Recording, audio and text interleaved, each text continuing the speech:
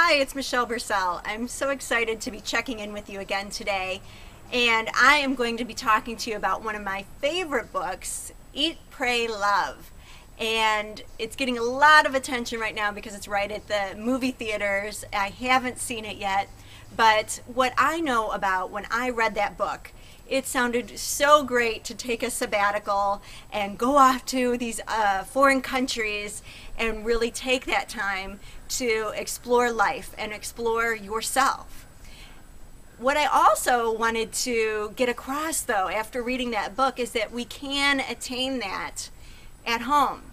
So, what I want to share with you today is Eat, Pray, Love in your home style version. So, how can this be done? Well, I think it's really in simple ways that we begin to apply this to our daily life. So, when it comes to eat, one of my favorite parts of this, eating is really about savoring and taking in what really nourishes you. You know, when in Eat, Pray, Love, when she goes off to Italy and does all that eating, it was what she needed to nourish her soul to create that self-acceptance.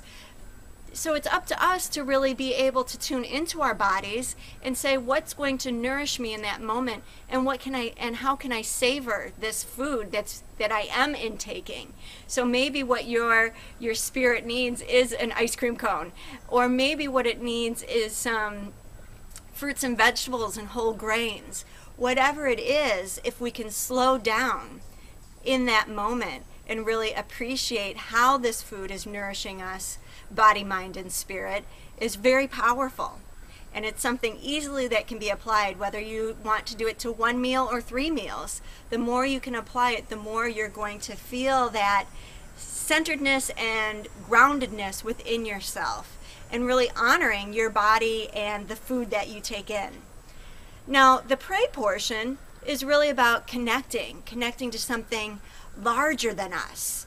And we can do this both with connecting what's larger than us within us, this energy, this power, this love, however you want to define it or describe it, that lives within you, that you take the time to connect with that.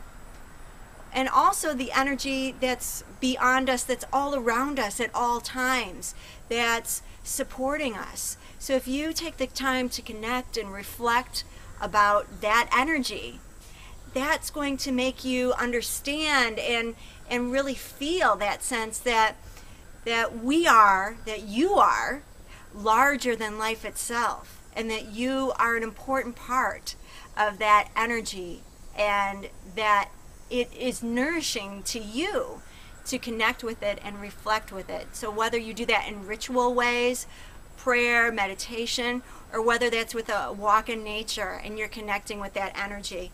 Again, something easily that can be done. I like to always say hi to my trees and the leaves that I get to be surrounded by, which may sound kind of crazy or hokey, but it feels good to me, because I feel like it's a small way of saying I recognize this nourishing energy around me, and I'm so grateful to have plants and trees after living in the city for 10 years prior to moving to Wisconsin. Now, the last portion, love.